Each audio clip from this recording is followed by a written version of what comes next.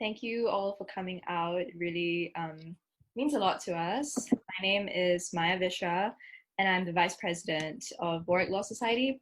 Once again, thank you so much for joining us to have this very open and real conversation about the Black Lives Matter movement and what it means to us. I'm sure we all know it is an uncomfortable conversation to have. It is definitely a very scary reality that a lot of us, especially young people, I feel, have had to come to terms with, that we're ultimately living in a world that is so backward and based on a status quo that is effectively in support of racism and discrimination. And this movement is not just about Black lives, but about the millions and millions of people who are subjugated on a daily basis in their own environment because of conditions that they cannot alter. Can you alter the color of your skin, the religion you were born into? And should you ever even feel the need to alter any of these things? So Black Lives Matter has not only brought to light the immense subjugation of the Black community, but it has also transcended to becoming a metaphor for the millions who are being subjugated in their own environment.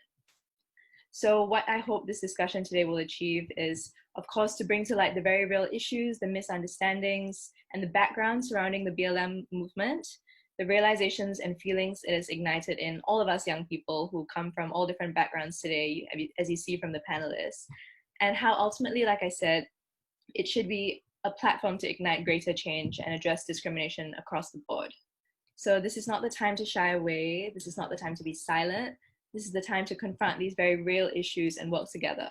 And that's what we hope to achieve today. So I'd like to now introduce our 5 amazing speakers. Thank you so much for joining us. Thank you. Hello, my name is Precious. I am Warwick SU's Women's Officer-elect. I am a former non-law officer. I am the BAME officer for Warwick Anti-Sexism Society. I'm an exec on Warsaw. Hi, I'm Audrey. Oh, thank you, Precious. I'm Audrey. I am part of the Law Society as the Law Board Coordinator. I'm also have been very active in writing student blogs for the Warwick Law School. And with that, I've been trying to continue the Black Lives Matter movement and make sure that us as students have a voice to make a change. Thank you. Hi everyone, my name is Gervais. I'm a first year law student at the university, as well as also part of the Study Happy team at the university's library. I myself am trying as hard as I can to encourage awareness and discussions about racism here in Cyprus, where I live. I am of Zambian and Cypriot origin, and I'm very excited to be talking with all of you today. Thank you. Hi everyone, I'm Ollie. I'm from Scotland and I've lived here my entire life. I'm a third year PPL student at the University of Warwick. I'm the co-founder and former co-president of the Warwick PPL Society, and also the former social secretary and former quality and diversity officer for Warwick Polo Club. I'm really hoping to have an honest and frank discussion about this movement. It's obviously incredibly important, and I've learned a huge amount during this recent time period, and I really hope this discussion will only add to that education for everyone. Hi, I'm Ala. I am the pro bono officer for the Law Society. I'm also an exec for Warwick Congress. As someone that comes from like a Lebanese origin, I really want to discuss what non-Black, also ethnic minorities can do to know that you don't have to be Caucasian or white to make this an issue that you have to tackle and correct. So, thank you. Okay, so let's dive straight in. Maybe we can hear from you first, Precious. How would you define the Black Lives Matter movement and its goals? So what is it meant to stand for? I think this is something that, although may seem quite obvious on the outset, it's actually something that is deeply misunderstood by a lot of us. So the Black Lives Matter movement is an international human rights movement which challenges anti-Blackness at all levels. It was started in 2017 by 3 Black women after the acquittal of the murderer of Trayvon Martin. So I think it's best to use the words that they describe in order to explain this movement, because who better to hear from than the movement's founders. And so in their own words, the Black Lives Matter movement is a call to action. It is a tool to reimagine a world where Black people are free to exist, free to live, and just essentially free to breathe as everyone else around us. So their mission is to eradicate white supremacy and build local power to intervene in violence inflicted on Black communities by the state. It is essentially bringing awareness, but also bringing tools to ensure that Black people are safe and we are empowered and we are able to create a new world where there is general equality for everyone. So I think that's such a good summary of what it is. Yeah. Okay, thank you. Gervais, would you like to weigh in on that? What misunderstandings do you think people have about the BLM movement, and how would you correct them? Well, I mean, in discussions about Black Lives Matter movement and how it's emerged over the coming few weeks, especially, I think the biggest misconception is that a lot of people think that it's advocating for somehow that Black people are now suddenly going to come on the top and completely dismantle institutions in the way that we already see them.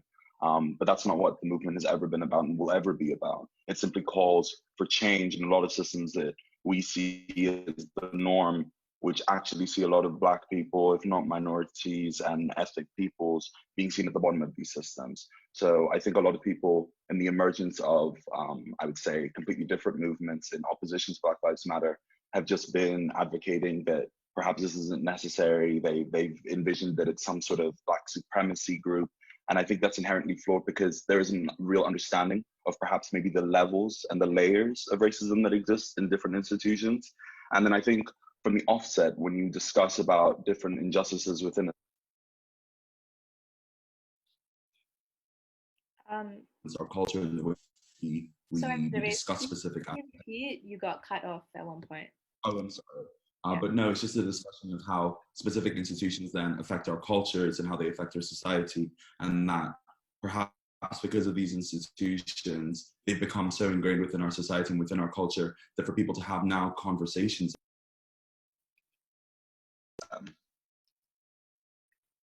Okay, thank you so much for that.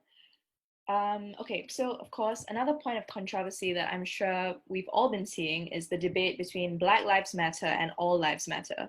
There has been this argument presented that the term Black Lives Matter is in itself discriminatory and negates the importance of other lives. So the term All Lives Matter has been said to put everyone's life on equal footing and convey a sense of unity. And, you know, it's strange because it's actually been seen to be a natural reaction to respond to one group centering its experience with, but what about all lives? Or isn't my safety important too? So Audrey, would you like to share your thoughts on this?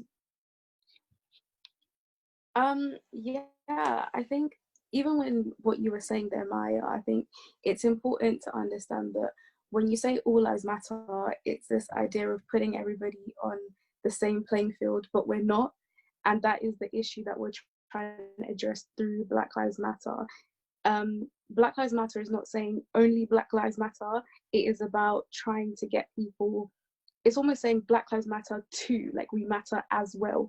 And that's what it's trying to make known. And that's the change that we're trying to get, because trying to pretend or continue on as if everybody is equal is part of the problem, which is what I've seen across this current phase of the Black Lives Matter movement, going against being silent. And the idea of all lives matter is almost in a way protesting my protest. You're negating the struggles that I'm going through and saying that, okay, yeah, you're facing this issue, but other people are as well. And I don't think the Black Lives Matter movement has ever tried to negate anybody else's struggles. And instead, we're actually trying to raise awareness that we're not currently equal. And yes, we started centrally focused on Black lives, but it has gone beyond that. And with that, there is so many different groups of people that are covered underneath the Black Lives Matter protest. And I think we've been seeing that as well lately with the different people that have been participating and protesting on the street. It's not just Black lives, it's white people, it's other ethnic minorities, there's people of the LGBT community there as well, different religions, Christianity, Muslim. No matter who you are, it's just about equality. If that is what it is at the end of the day. Thank you so much, Audrey. Yeah, I think that perfectly, sums up the debate. Would anybody else like to contribute to that, or should we move on to the next question? Good. I'm willing to contribute. Okay, Precious.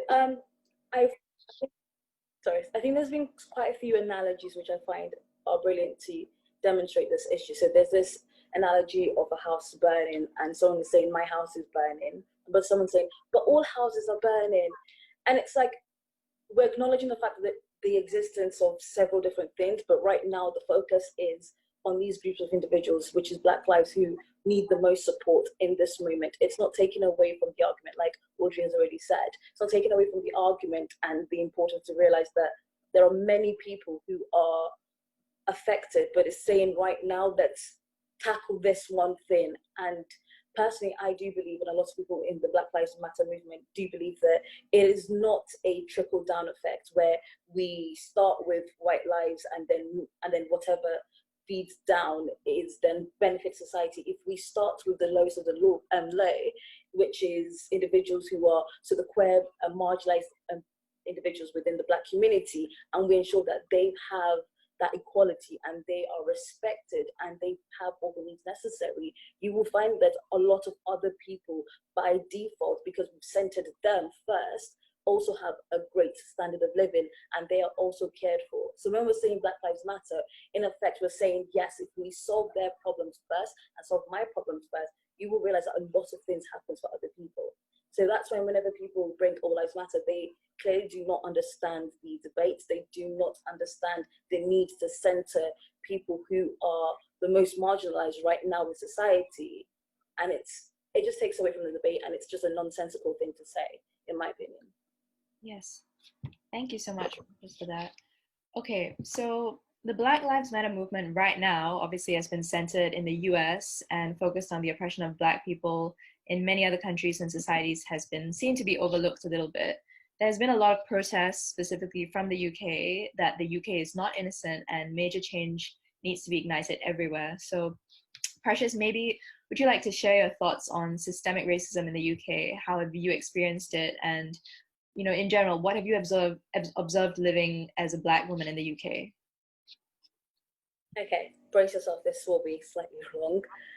So when people in Britain actually discuss racism, they always discuss it as a external thing, that they are above racism, although it exists in almost every single country in the world.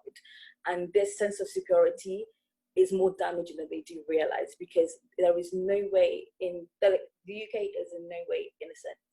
They have a lot of problems, and I think a lot of it starts with the lack of education of the UK's colonial history, and that needs to change. So I'm just going to run you through some examples of systemic racism within the UK. So if we start at police brutality, just a few examples. The police, when they are handling Black lives, they are 4 times more likely to taser Black people than they do with white people. They are 4 times more likely to use excessive and more aggressive force with Black people when they arrest them than they do with white people. When it comes to stop and search, the whole stop and search, and more Black people are stopped than white people are stopped. And then people use this information and say, oh, there's more Black people committing crimes. But if you only target a particular group constantly, you're always going to have them as default, and you're always going to have them to be the ones that are labeled to be the most criminal. But they are the only ones that you are targeting more than other groups in proportion as well. So then if we move on to quite recently, we had in 2017, we had the whole Windrush scandal. I'm assuming most people already do know about this because it was a massive scandal where it just demonstrated a lot of ingrained racism within our home office. So we have a lot of Caribbean people who were invited into this country between the times of 1948 and 1976. Do not hold me to those dates. They were allowed into this country and they were given immediate and permanent residency in the UK. They were allowed citizenship, and this was essentially their home. And a lot of them came with their family, and a lot of them with many children. Fast forward to around 2016, 2017, it came to knowledge that the Home Office had destroyed many legal documents and many legal papers for a lot of people, so they no longer had information. about a lot of people's legal status. And the UK then introduced this hostile environment legislation, which in mind meant that the UK would become inhabitable for illegal immigrants. And then what happened then was these individuals who have the right to be here have then been targeted by the Home Office, saying, and the burden of proof was placed on them and said, you now have to prove that you are a citizen of this country. Bearing in mind, a lot of them did come to this country as babies and they're now trying to find documentations from 1976. Personally, I can't find documentation from 2010. And you asking people to go that far back. And this has resulted in a lot of them losing access to healthcare, access to their licenses, their access to their bank accounts, like just losing access to legal rights. Many of them were detained in horrible conditions, and many of them deported as well into countries that they have not seen since they were born, because this is now their home. And that just demonstrates this ingrained sense of like racism within our Home Office, where we punish people and immediately assume that they don't have a right to be in a country where they have been given settlement. And then if we move on to our education system, it is deeply racist. Let's just put it point blank, period. Our history, for example, whitewashes a lot of things. So, for example, right now, the way history is taught in schools is, here are some kings and queens, here's our great empire, here's some wars we won, and then present day. Some schools who do try teach about slavery, but then the slavery they teach is, oh, here's this really bad thing about slavery that happened in America that UK had no involvement in, and we helped abolish slavery, so we're great. But this is not the truth.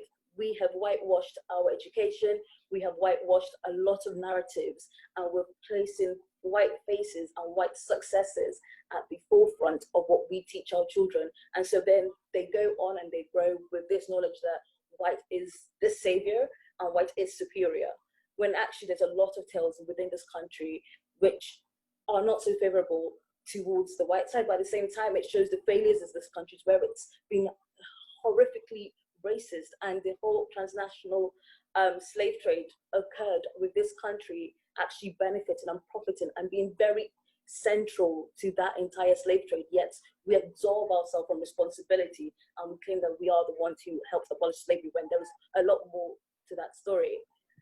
Sorry, so then there's more, and then we move forward then to the education system as well, where we have 3/3 of Black people being placed in restrictive curriculums. This just means the highest results that they can actually obtain is a D. And everyone who studies in the UK, who did the GCSEs, you know that the benchmark for actually progressing to higher education and further education is a C. Yet you're putting a lot of Black bodies in education where the most that they can get is a fail. And there is no public outcry. People deem that this is okay.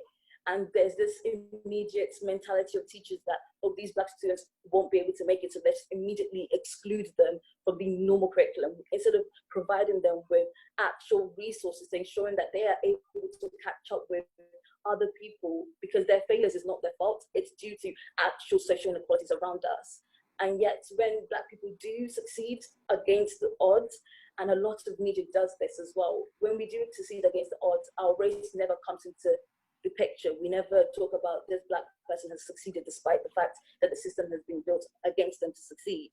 But when Black people do fail, it's like, oh, look at this Black person failing. And so the media as well helps and plays a lot into this racist narratives.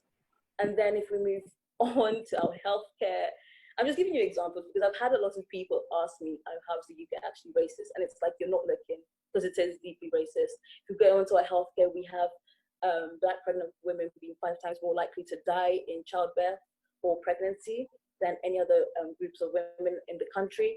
And the main and sole reason for this is because they are not listened to when they say they have a problem.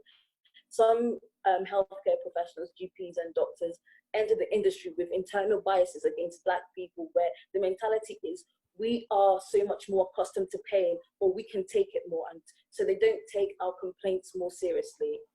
I know that many Black people have experiences themselves, or know another person who has an experience where they can tell you a story of when a healthcare professional, GP, or their doctor has not actually listened to their complaints, and yet when they go anti another person, they're actually listened to, and the concerns were actually serious causes of concerns, but they were neglected. So these are just very brief and small examples. In every level of society, there are a lot of racism throughout, and it hurts Black people when we experience it in our daily lives, and yet that our experiences are neglected, and we said this country is above it all, it's not innocent. We have stories of, we have Windrush, and we have Grenfell Towers, just to name a few, Stephen Lawrence's case. There is so much that goes on, and then we have the implicit forms of, like the covert forms of racism, the telling of people to go back to their own country if they were to say, oh, this country needs to change in this way or that way, and people then immediately say, if you don't like it so much, why don't you go back? Well, go back where? Because this is my home, I've lived here all my life, so where am I going back to? Because there's this notion of Britishness is whiteness, and anything that is not white is then other. So yeah, to sum it up, the UK is racist. US is not the only racist country, and it's about time that we stop hiding behind it and actually start tackling it. Yeah. Sorry. You.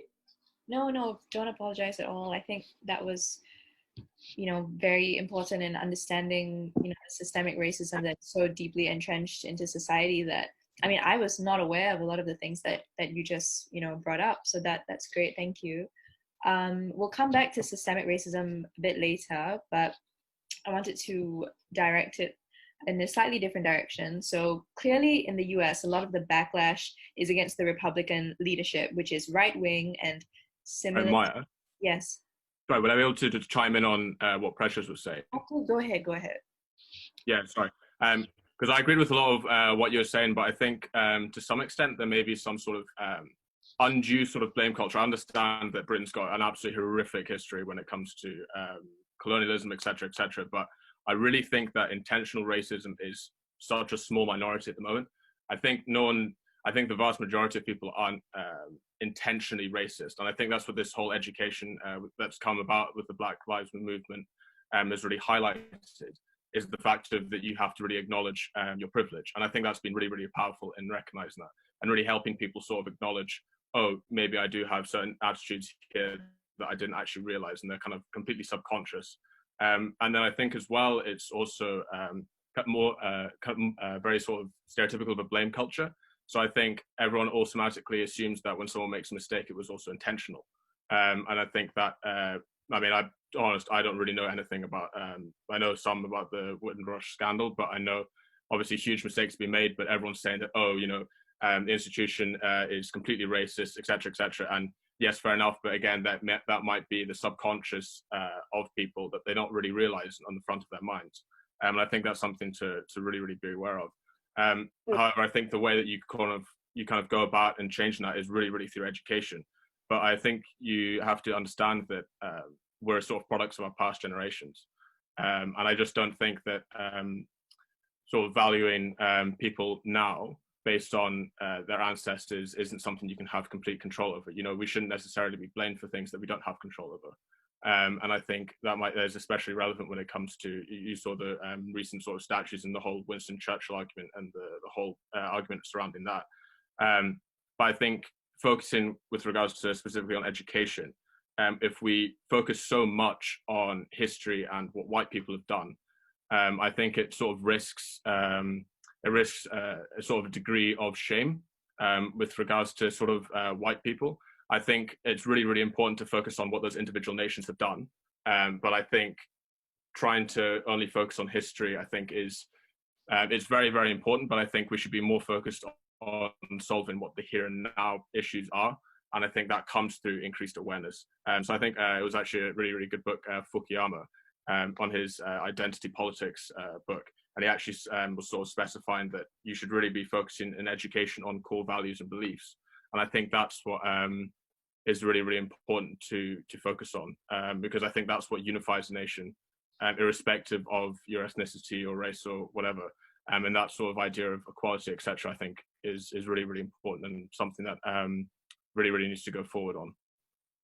So yeah. Precious, do you want So to? before we do move on, I acknowledge to an extent that some of this forms of racism is not intended, or it's not the intention. However, with racism and a lot of discrimination, when it comes to intention, it means nothing because the effect is still the same. Whether or not a healthcare professional intends or does not intend to neglect the cries of "I am in pain, check my baby, check what's going on," and they do not intend to be racist in that way, and they do not understand their own internal biases, it still leads to the death of Black women, and it still leads to 5 times more likely people dying. Even when teachers do not intend to be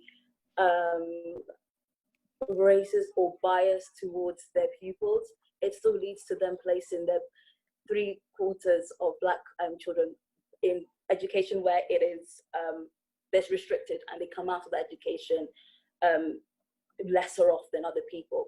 So intention is a valid point if people would like to make that point. However, it means nothing when it comes to racism because the result is still the same. And one point I always like to stress, and it's not my own words, I need to find a person so I can reference them, but someone had said in this amazing talk I was listening to, they said, whilst you're still learning, my people are dying.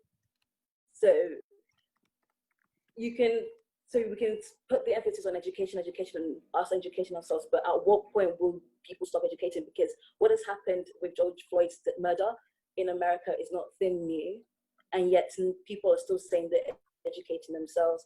Why are you still educating yourselves? Because a lot of Black people are not afforded the privileges to just start educating themselves. I live with these experiences. I still live and navigate my life aware of the fact that I will not have these same advantages as other people just because of the color of my skin. So while you're still educating yourself, people are dying. So if people are going to stress on education, which is important, please do it quickly so you can stop less of my people dying. And intention, going back to intention, great, cool, but the effect is still always the same. And I'm not going to dwell on the statue issue, but if people are talking about education, there are many ways to actually educate people apart from statues of racist people. It's actually more important to ensure that that education is in our education system and it's in different forms, not in statues which sort of celebrates an individual or puts them up front of you to say this is great. And at the same time, I don't think it's fair to say that this is the faults and the failings of our ancestors. It's not, because racism is still here and now. It's not just our ancestors, it's still present in today's society, hence why we are still being killed senselessly and targeted and profiled and picked on. So it's not just our ancestors. Yes, they were responsible for slavery, but we are now responsible for so many other things that it's ridiculous. So yeah, that's just my response to your comments. Thank you. No, thank you so much for that. Yeah, it's you raised some really, really interesting points like that, really, really thought provoking. I think specifically I'd sort of say that I wasn't necessarily saying that the result of intention necessarily doesn't really exist. It 100% does. But I think it's just sort of important to kind of consider that kind of aspect before sort of kind of really assigning blame. And 100% accept that systematic racism exists and is a serious issue. And yeah, I'm sure the statue kind of issue will be covered later on in the discussion. So.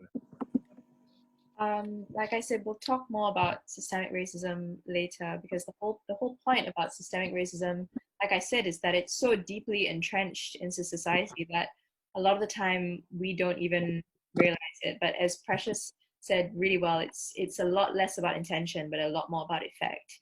Because we can't keep using the same excuse of, no, I didn't intend for this, I didn't intend to think that way, I didn't intend to act that way, because the end effect is still the same and people are still affected in the same way. So we will come back to that. I'm going to move on in a slightly different direction. So like I was saying, clearly in the US, a lot of the backlash is against the Republican leadership, which is right-wing. And similarly in the UK, there's been a lot of protest against the right-wing Conservative Party, which is naturally been associated with having a white majority and deemed to not be taking the issue of racism seriously enough. There have been a surge of protests calling on the government for fast and actionable change, and the implication has been that the Conservative Party was failing as a result. So Ollie, you identify more or less as a conservative, so I want to know, what are your thoughts on this? Do you feel your perspective has changed, or do you think it's changing with all that's happening? And do you really think it's a binary? You know, is it as clearly black and white and right and wrong as people are presenting it to be? You're muted. There we are. Sorry. Yeah, with regards to like my beliefs, kind of like politically, I wouldn't necessarily say I'm kind of like a classical Tory in its current form. I only really voted Conservative because it was, to me anyway, in my perspective, kind of like the best of a bad bunch. So in that sort of respect, I'm attached to many Tory policies, but I'm not necessarily advocating the vast majority of them because obviously we don't agree with everything that the government says. With respect to the government, I feel kind of like these protests have really kind of have been a catalyst for change. Obviously, they have BAME representation within the cabinet, but I don't necessarily think just because you have a few individuals in the cabinet, that necessarily means that the entire system is working. And I really think it's the protests specifically have made it abundantly clear to the government that change is needed. And I'm pretty sure they recognize that. I mean, it's not like 100,000 people line up on the street for no good reason. And I think realistically, change will be happening. The sort of direct response, kind of in light of the kind of coronavirus thing, obviously the government can't exactly advocate, oh yeah, don't completely go out and protest, you know, we'll completely encourage it. Obviously we've got a coronavirus pandemic going on, and I really don't think it would be sensible for them to advise people to, you know, break lockdown and go protest, because it's just not a universal viable thing. We can't risk a second peak. However, I think there's also actually quite a nuanced approach to this, because the government has specifically said, please don't go out, please don't protest. The fact that people are still going out and protesting really, really highlights to the government that people are willing to risk a second peak because this is such an important issue. And I think that's really, really good. I really think that's a positive way of going forward. On kind of going forward as well, I think in terms of enacting the change, we should be cautious as to how we implement those policies. The policies are very much long overdue, but I don't think we should be acting on emotion. We should really be acting on reason how to really go about changing these. So you've got the idea of kind of like quotas or education. Personally, I think education is the absolute key to me. And I think an overhaul of the education system is really required to really put forward the change that's needed. Yeah, that's basically sort of my take on the government at the moment. So yeah.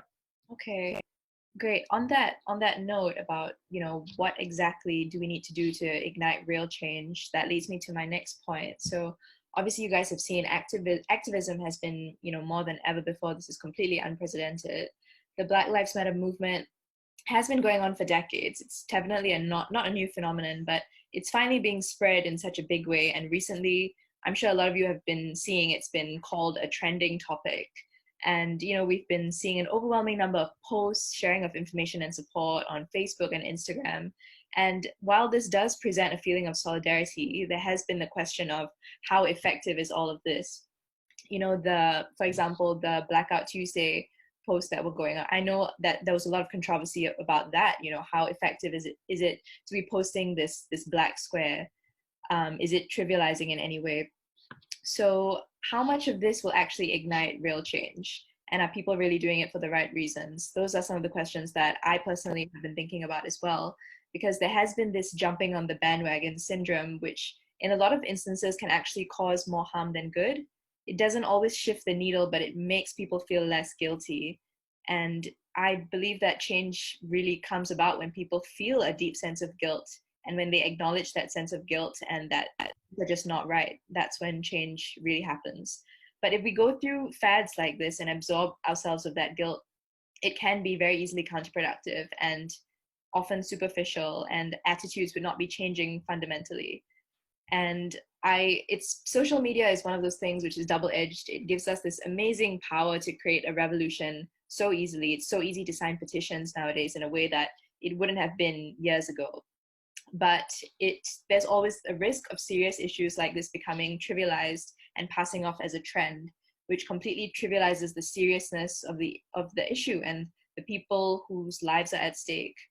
So do you feel that what is happening now is good enough for change? Well, do you think this is just going to be a passing thing? And on that note, what like Ollie said, for him, what will be good enough for change is focusing on the education system.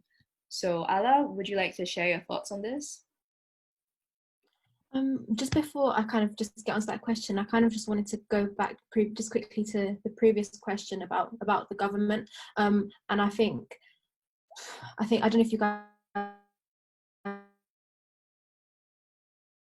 have heard about, you mentioned about having BAME people, and we're talking about like having ethnic minorities that are from, I don't know, Asian backgrounds is not enough to represent Black people and their voices. So when I think it was Minister Matt Hancock, he came on and when he was asked about how many Black ministers were in the cabinet, he went and said, oh well, we have Priti Patel. And I mean, it's like, it's a bit crazy to think that that's enough to have representation for Black people, and it's not just the Conservatives alone. Even Labour has failed to, you know, kind of address the anti-Black attitudes within their party. So when people usually assume MITs lean towards the Labour Party, they have also failed to address that within their own party, and that has become a big issue with people not having faith in electoral politics anymore. So when we talk about bringing change, not just for education, we need to now kind of think again whether we can be doing this through politics, and how Black people are feeling that there's no one that they could even vote for and that would actually protect their interests. So that's something, I think. It's not just the Conservative Party as well. But going back to activism, I feel like one thing that Precious previously said is that we might feel burdened and like a pressure to post, but this is only something that's quite temporary for us. And racism is something that people have to go through every single day. And they have to put up with much worse, not just the pressure to post something on their social media. So when you think about it, like putting a simple post, like there's so much more to it. There are lives at risk, and it's so easy to forget about it when you're just trying to make sure that, I don't know, like your friends make sure that they see that you're posting stuff. It's more to it. You can get so lost in it that you're forgetting lives are at risk. And there's real stuff to be done. To say that sharing information has no use, like it would be wrong of me to say that. There will be a larger proportion of people that do share for the sake of it, but I would also like to hope that there will be some people that do use the resources that are being spread around. Like when people put up reading lists, I've personally, for me, like I found them very useful, and I've learned a lot from what other people have been sharing. But with saying that a simple read of a post will not do anything, you have to really internalize what is being said, and be very introspective, and it will take time.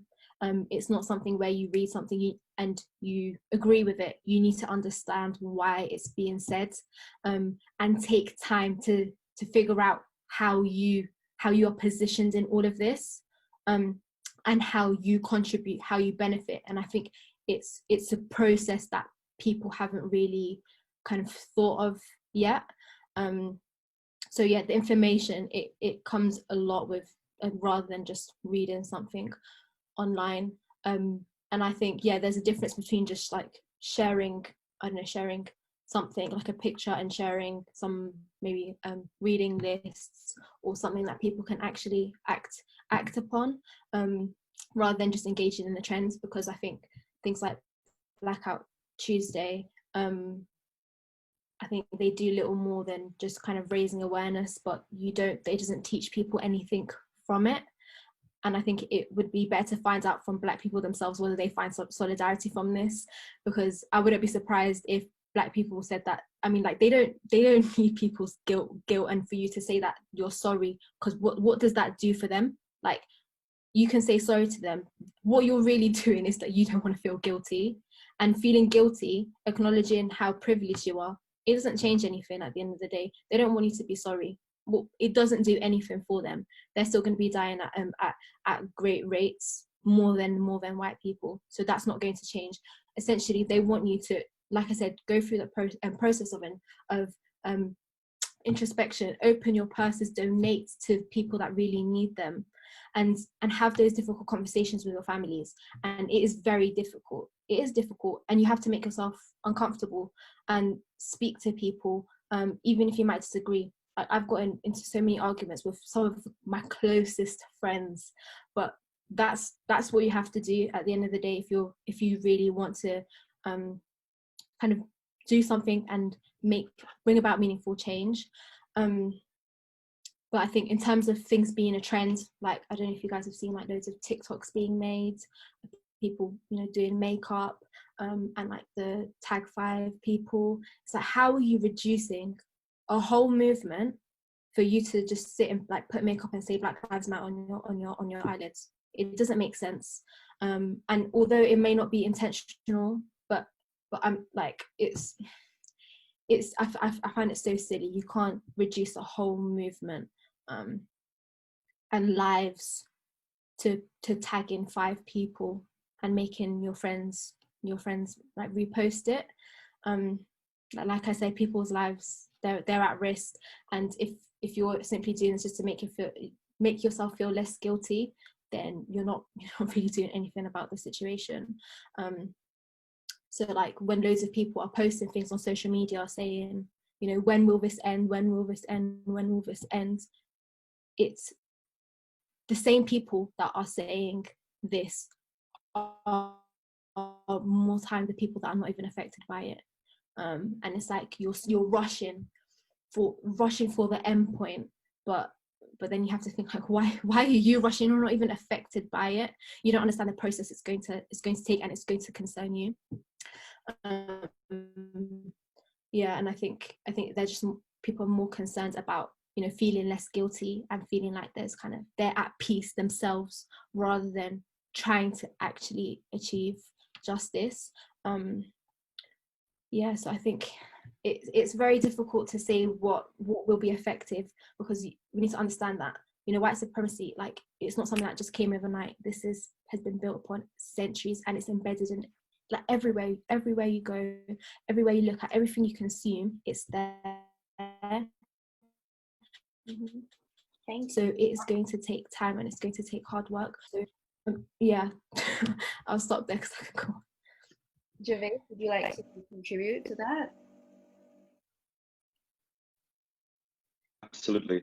Just a lot of what Ella has actually said herself. For the first time, we're really seeing this emergence of it on social media, but a byproduct of this is that you see a lot of performative activism, a lot of performative justice that people are advocating for. And to be really honest, like, as a Black individual myself, like, Blackout Tuesday for me was very nonsensical, because the Black Lives Matter hashtag was used specifically to share resources, to share information, to share links, to share for people who were actually at the protest right at the beginning of the first week when George Floyd was murdered by the police.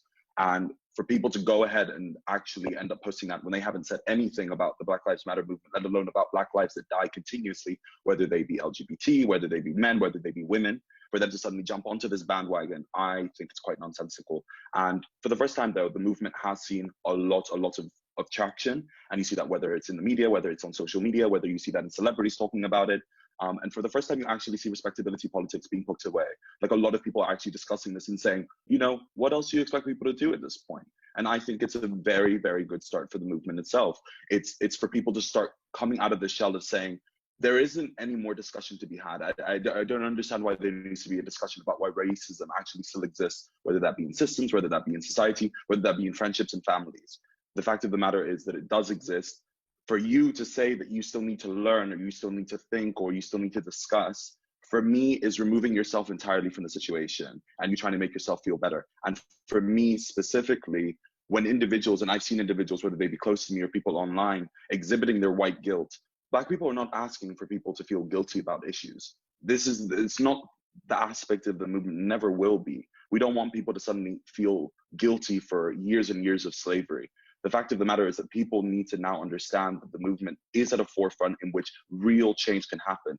I mean, when you think about it, when you actually break down and you analyze the movement as a whole, you see rhetoric, and you see systems, and you see different analyses of of abolitionism coming into foreplay, and you see a lot of them coming now to mainstream media, which we've never seen before since the 70s. And for it to now enter mainstream media and people to actually genuinely be discussing about how community-led initiatives can actually move away from the need of policing, from this very hegemonic, very evil, systematic use of force and violence in all aspects of society, to see now that people are asking for community-led initiatives on how we can actually deal with the issue is very, very interesting. And to echo someone who I was reading about the other day, abolitionism in its whole as a rhetoric and as a theory, it's basically moving away from this aspect of talking about what justice is. Instead, we need to perhaps look at what is the reason that people commit crime? And a lot of abolitionism actually discusses, where did these people originally start these crimes? And if you actually fix the root of the issue, there isn't need for over-policing of Black areas. There isn't need of policing point blank, to be really honest. And there's a lot of different specifics that a lot of people have obviously never thought about, because it's of a system that we're so ingrained in our society and we've never discussed, and we're not willing to discuss simply because it is the norm. But once you actually start having these difficult conversations, once you start dealing with the fact that perhaps it's not just in the imagination anymore, perhaps this is an actual reality in which we can live, in which I don't need to go to the police for something that I need. I can get to know my neighbors. I can discuss with my neighbors. I can feel safe in my own environment, then having a discussion with them doesn't need me to be calling the police, in which more often than not, you see them using excessive use of violence. And this doesn't only apply to systems such as the police, this can extend to all systems that you can think about. And to be really honest, like, there isn't this need of continuous police presence in a lot of situations that we discuss. And especially when it comes to like the Black Lives Matter movement, you see it continuously. And I think when people are discussing activism, and when we're discussing the movement as a whole, and you use the term police brutality, I steer away from it, because it's almost a liberal explanation of what the police is. Simply saying that police brutality exists takes away from discussing what the police actually is. Once you focus on something just as a notion of brutality, you take away from all the other elements of the police, and policing as a whole is involved. And when you talk about policing, and you don't simply talk about the police as a typical institution by itself, you start talking about the military, you start talking about ICE in the US, you start talking about other institutions that actually target ethnic minorities, they target Black people, they target gay people, bisexuals, trans women and men. And these are elements that now you see coming into mainstream media that I believe, for lack of a better phrase, the activism that you see people retweeting and reposting has actually been good. People are exposed to new ideas that otherwise wouldn't have entered mainstream media. So while I understand that there's a lot of people out there who obviously want to be involved as possible, and they feel like they can't go beyond social media, I genuinely believe that social media in of itself, though, is that positive change. It's your first link. And for the first time, we're seeing such a mass awareness of where privilege comes from, of what we need to dismantle systems, of where we need to discuss about racial injustices. And for the first time, you see genuine people wanting to have these conversations, which you wouldn't have otherwise. And it's a breath of fresh air to see that social media can be used for this. But then, of course, the offset, as we were discussing, it's a double-edged sword. You see a lot of people who use social media for their own. You see a lot of celebrities now doing the whole imagine, and they want to band people together. And it's like, people aren't asking you to feel bad and to feel guilty. We're asking you to actually have these conversations, to introduce abolitionist rhetoric into your everyday conversations. And from the offset, in your family, in your community, in your own discussions with people. Because if you're not willing to have those conversations with people around you, how are you going to influence people who are millions of miles away? So it's not about going out into London and starting your own protests. There are people who already know how to do that. It's you lending your voice and being a person who's going to be there on the ground to support in whatever way you feel fit. You might not be able to do it financially, but you might as well be able to do it on social media. We all have a platform. So at the end of the day, use that platform. You have a responsibility as an individual who's online. And I know tons of friends who have over 1,000, 2,000 followers. Even if it reaches that 1 or 2 or 3 people who end up clicking the link that's in your bio or in your description or whatnot, it's still an element of people being involved as much as possible with the movement. And at the end of the day, it's not talking about only Black Lives Matter. It's about equality for all. It's no longer this whole idea of, oh my goodness, Black versus white, or these people against these people. No, it's everyone against racism. And for our community and for egalitarianism to be an actual thing that exists in our modern world, people need to systematically recognize that these things exist and to be willing to have these conversations. It's no longer, I feel guilty, I'm going to move away from it. Sending a message to your Black friends about, oh my goodness, How are you feeling? I'm emotionally exhausted. That's the reality. But what are you doing to support the movement in your own way? Whether it's financially, whether it's discussing, whether it's about dismantling it in your own workplace or your home or your university or your societies. What are you doing to actively lead an anti-racist life? Yeah, that's my piece. Thank you so much, Gervais. That was amazingly put. And I think you really covered the whole issue of the double-edged sword, because I know people who've also gone to the other extreme, being like, okay, you know, you are not Black, you are not a minority, you don't have the right to be posting about this, which is not right either, because, you know, I mean, the whole reason we're having this discussion in the first place, and why I wanted to have people from all backgrounds, is to show that we can come together, and we should come together, no matter what background we come from, you know, to share one message. And that's been the beauty of all that we've seen on social media. So linked to that, I would like to speak to Audrey about this. So obviously there have been numerous posts on social media, like we said, you know, with literature telling people, you know, watch this film, understand the history better, educate yourself on the Black Lives Matter movement and its roots. So Audrey, what do you think is the most important aspect that needs to be understood in your opinion? So it could be the history and the origins of, you know, racial discrimination, or it could be the politics and policy issues that we have today. In your opinion, what would you say would be the most crucial for people to understand to enact actual change? I think with that question, it's quite hard for me to say which one is more important over the other, because at the end of the day, I think for you to understand why people are so angry and so upset with the current policies, you need to understand the history. And then in the same way, for you to be able to understand why the current policies, know why people don't know why there's issues right now, you need to also understand what the policies are that people are upset about. So I think it's really hard to separate the two and say which one is more important. I think wherever you're finding a misunderstanding or not really seeing where the two link is where you need to become a bit more educated to enact some kind of change. But I think evidently, which is what I think Ollie also kind of mentioned earlier about sort of focusing on right now, what's going on and how we can change the current situation as it is, because it is true, what has happened has happened. Like, we can't turn back the time and change what has happened before. So I think when it comes to people protesting, there has to be an understanding of what do we want to see change. So as much as obviously the history is always going to be extremely essential, and I think that's where there's a lot of miscommunication and misunderstanding, especially I think in the UK, when people have sort of the missing links from their history, not understanding where the roots of racism came from and the issues that people currently have, you end up in a place where you're quite confused about what is going on and why people are so upset. But I think arguably, yes, we do need to be involved in the political discussion as well of what's going on currently, because the current system we're in is based off of politics. Like, you need to obviously understand what's going on first for you to then see where you can have room to change. Like, I don't know if many of you saw, but on the 5th of June in the US, there was the Breonna Taylor law, which was introduced. And that was one thing where people saw that there was an issue within the current policies of when it came to wearing body cameras and things like that, when it came to entering people's homes for search warrants and things. So that was an example of where people understanding this was the issue, so this is what we're protesting against, this is what we're going to petition against, and this is how we're going to see the actual change. But at the same time, there's things where the debate in the UK about the statues, people don't understand the history, and that's why they're upset. So I think it is very difficult to say which one's more important.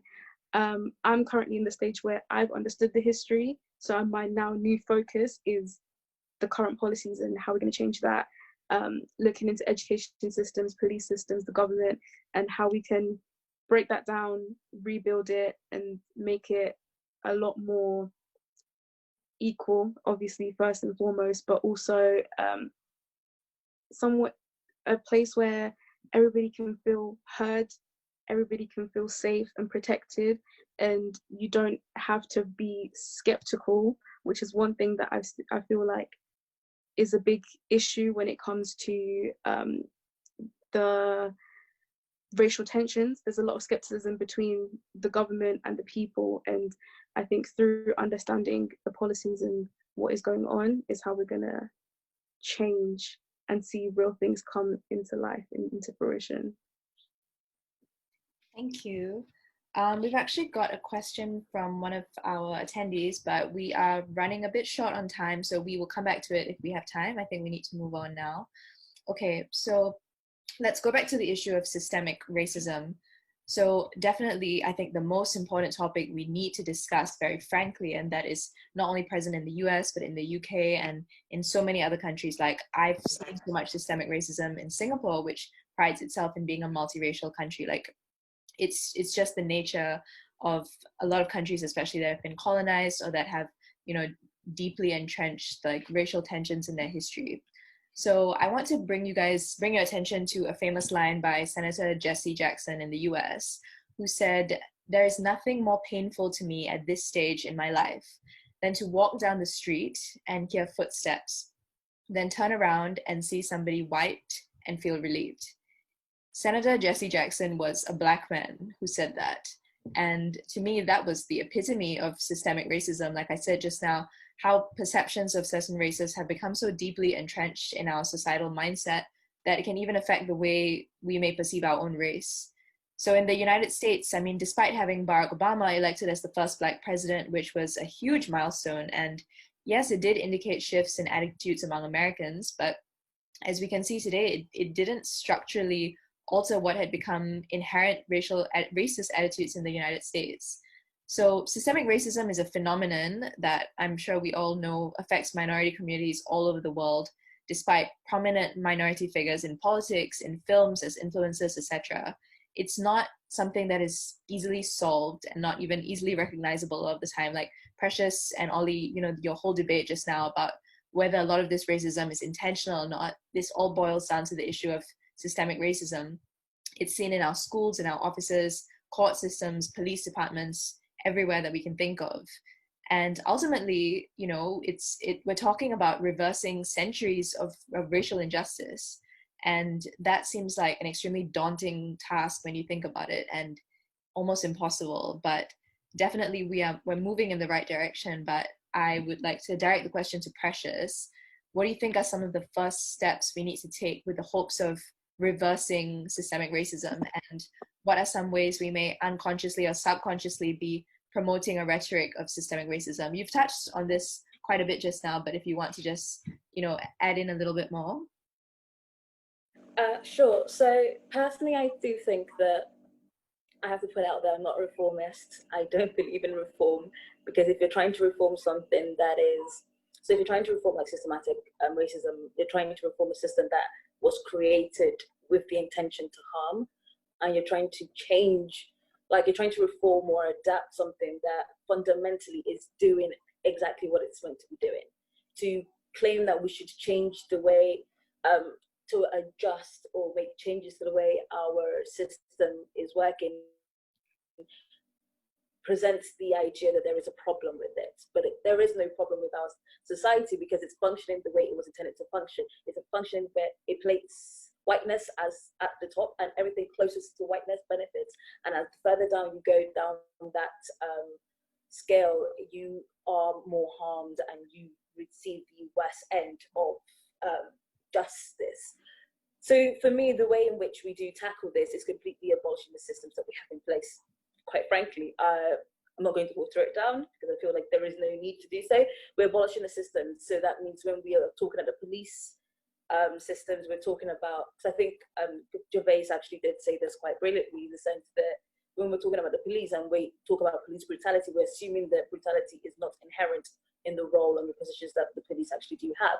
And so we're trying to think of new systems and new community-led ways in which we are completely transforming our systems.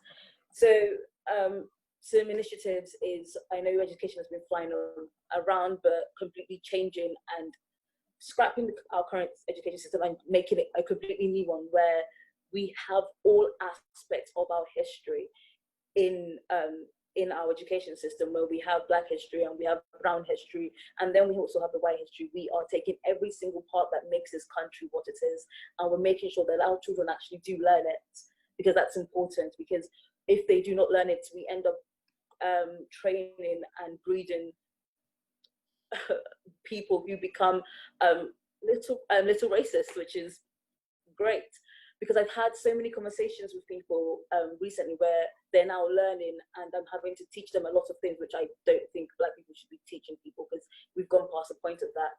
But I'm trying to teach them, and it's like I'm telling them, I'm regurgitating like information that I have known since a very young age, but they have no access to, but they are 20, 21, 25, and the reason they don't know it is they haven't been taught it, and they haven't felt the need to go and learn it. So it's about completely scrapping and making a new education system. It's about choosing community-led options as an alternative to the police systems we have in place, so that we have a system that is created with the intention of equality. Because when we have a system where the intention is equality and making sure that everyone is treated equally, if it does fail, it's failing on the basis that everyone was supposed to be equal, but then we're going to try and change it and go back to how it was supposed to be. But currently, right now, when we say this system fails, well, it's failing in the most severe sense. I don't know if that made sense. So the education system, so abolishing the police system and actually having community-led systems in place. It's also about redirecting our funds away from policing and back into our communities, because people, when I say, oh, let's completely defund the police system, people are like, that's outrageous. What do you mean? We need that for safety. Well, we have been defunding our education system and minority communities for years, and no one apart from members of those communities have screamed. So let's put those monies back into these communities to ensure that there are community centers for our young children, our young Black and brown children. There are more community-led activities. There are after-school clubs where there is more money in our education. We're closing the gap between the pay differences between different communities. Because as a feminist and as a Black woman, I know that the pay of women is lower than the pay of men in a lot of jobs, and then so women in general have a glass ceiling that they have to break, and they have to break in order to progress. Black women have a concrete ceiling where they have to fight a lot more than white women in order to reach the same point as a white woman, and then reach the point of a Black man, and then reach the point of a white man. And so it's understanding that those stumbling blocks are in place, and actually creating something that removes that completely, where there are no need for different people to having to do a lot more work. I want to be able to work at the exact same rate as my white counterparts and still reach the exact same point as them. I don't want to be working 5 times harder, because it's actually tiring, because I'm doing a lot more in order to reach certain places.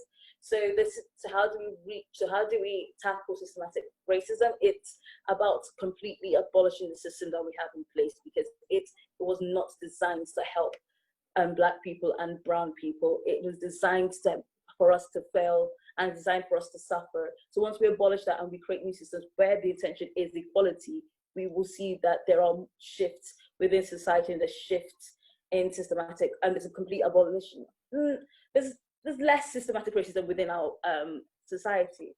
And then I just want to quickly touch upon the whole, because a lot of people do bring in Barack Obama and say, like, oh, he's a Black man, he was offered first Black president, but nothing has changed.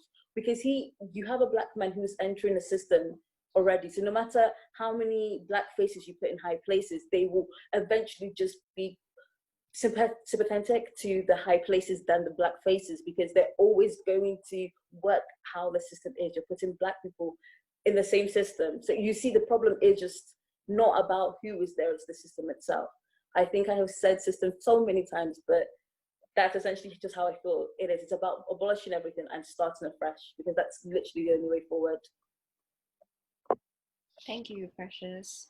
Gervais, would you like to quickly add in anything to that? Yeah, absolutely. I definitely agree with Precious, and this was what I had touched on previously. So the whole idea of Barack Obama being the first black president in the U.S. This is the whole idea of respectability politics. You see a black male in the position of power, and you automatically assume that, oh my goodness, someone black is in power. Absolutely, this is so good. But at the end of the day, all they do is pander to whiteness, and they pander to systems that were created to benefit white people, and they were created to benefit people who benefit from white privilege as well.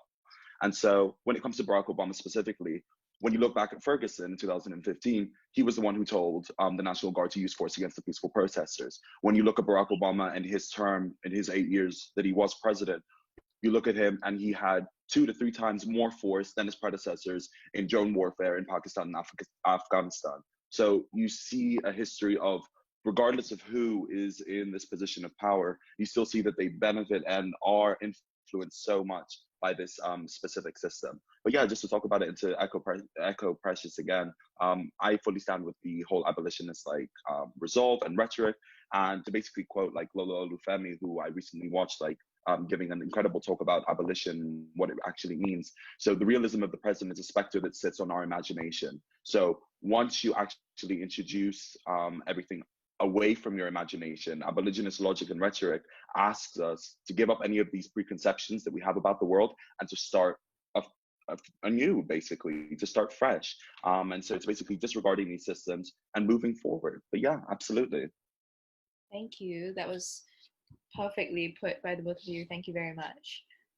Okay, so we're going to move on now. So the BLM movement, as I mentioned in my introduction, has not only led to outcries from the Black community, but also from many other minority communities who have been subject to extreme forms of discrimination and violence. And, a lot of communities have been asking, why are people not paying attention to everything else that is happening in the world? And it is the sad reality that there are millions of individuals all over the world who are being severely discriminated against and subjugated based on race, religion, socioeconomic background, and more. So how do you think we should respond to all of this? And how do you think the BLM movement should inspire solidarity to not only Black people, but to all others who have been subjugated and discriminated against? Ala, I would like to ask you, coming from a minority community yourself, what do you think of this? I think there's a difference between trying to raise awareness about an issue and trying to compare a certain struggle with the Black Lives Matter movement. I think when you kind of put Black Lives Matter and another, form of injustice, but that is subject to another community in the same sentence, whether it's intentional or not, it kind of serves to dismiss, the value of the Black Lives Matter movement. And I think it makes people sometimes think, when people get a bit angry, it makes people think that Black Lives Matter just happened overnight, but it's something that has been built over, it's built its momentum over several years, and it didn't just begin with the murder of George Floyd. So I think we can care about more than one issue at once. You don't have to, just because right now the media is focusing on Black Lives Matter, it does not matter. It doesn't mean, that other issues are not important. But right now, this is the Black Lives Matter moment. This is something that they have been building towards. So I think to kind of say, oh, why aren't we getting this? It can come across as if you're kind of devaluing the movement. Although, instead, it'll be better, like you're saying, Maya, to kind of encourage that sort of inspiration and look to the methods that have been used. Of course, we have to kind of wait a while to see whether they're effective, and to see what has worked and what has not worked. And I think also coming from a Lebanese background, the issues in the Middle East is something that I really care about. But I think sometimes people do forget that Black Lives Matter is not something that is just for the West, that is really a worldwide issue, and it affects the same people that you're trying to help as well. So for example, if you're for Palestinians, there are Black Palestinians as well. There are, and there is a whole population of Black Arabs in the Middle East that are also oppressed as well. So it's not something that's completely they're so distant from each other, and they do interlink. So yeah, I think That's what I think. I think just because you come from like an ethnic minority background, you have to also look, how does the movement have a role in your own community as well. Yeah. If I could just add something, definitely I completely agree with you, and I've actually seen a lot of irony in this because I've firsthand seen people, you know, standing up for the Black Lives Matter movement, but exhibiting forms of racism against other communities. And at the end of the day, that's completely hypocritical. And like I said, I come from Singapore. It's a multiracial country, and we pride ourselves on our multiracialism, but there's so much systemic racism, and I've firsthand experienced it. And I guess what I'm trying to say with this is the Black Lives Matter movement should highlight the essence of discrimination that is seen in so many communities and should be dealt with across the board. So, you know, like I said, we should not be putting one group of minority as focus over another, but instead using it, like you said, Ala, using it as an overall lesson. You know, how do we, wherever you are in the world, I'm sure in your country there is systemic racism that goes on in some form or another, and this Black Lives Matter movement should just highlight that. And I think ultimately it's about dealing with that institutionalized racism wherever you are. That's the first step to me, because there's no point if you're joining this big movement but you are still a racist in your own home, and you know your inherent attitudes don't change. So yeah, I just wanted to add that in, but thank you so much, Ala. Audrey, would you like to chime in on that? Yeah, I think I completely agree with everything that Ada just said right there. Like, it kind of goes back to what I said earlier about All Lives Matter versus Black Lives Matter.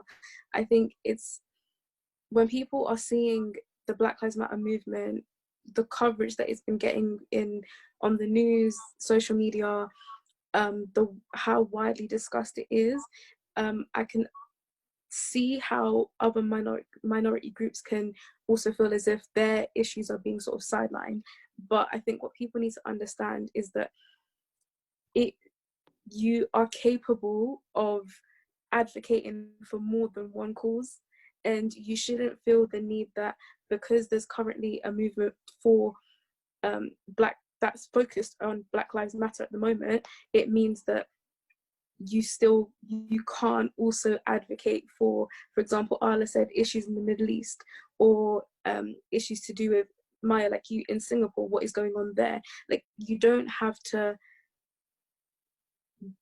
put everything together, if that makes sense. Just because you're protesting Black Lives Matter, you can't also protest against other issues. It is not something that is like you can't do them at the same time. You can do them simultaneously. And like I said earlier as well, with the Black Lives Matter movement, it is obviously advocating for equality at the end of the day. And I think Precious also mentioned this, like, very well put. When you start at the bottom, everybody else above will also get the benefits of that. And when I was talking to Gervais before about, you know, when it comes to Black Lives Matter, it's not just a small isolated group of people. There are Black lives in the Middle East, Black lives that are Black people who are Muslim or who live in Singapore or wherever else there are other issues, and it doesn't just cover like a small group of Black individuals in the UK and in America. It is a worldwide issue. And so when it comes to raising awareness, I do understand that there can be more so coverage on the Black Lives Matter movement right now, as we've seen, but in general it is for equality at the end of the day. And I think, like Ala said, it almost dismisses the importance of the movement by saying, like, well, there's other issues as well. Thank you so much. Okay, I'm so sorry, we're running out of time. We've got about 7 minutes left. I'm not sure if they're just going to cut us off, but let's quickly just end it. So I would like to bring back the focus to what this movement means to us as individuals, because we're all coming from different backgrounds. We've had completely different experiences in our lives. And ultimately, the whole aim of this talk is to advocate equality and one voice, to show that no matter where we come from and who we are, that we can and we should be coming together in solidarity to spread this message. So I'd like to end on a personal note to get each of you to share how this whole Black Lives Matter movement and experience and this conversation has touched you. What has it made you realize? And from your perspective, how can you individually play a part in igniting that change? So Ollie, why don't you start? Yeah, sure. So I think firstly, really for me anyway, the movement's been about education.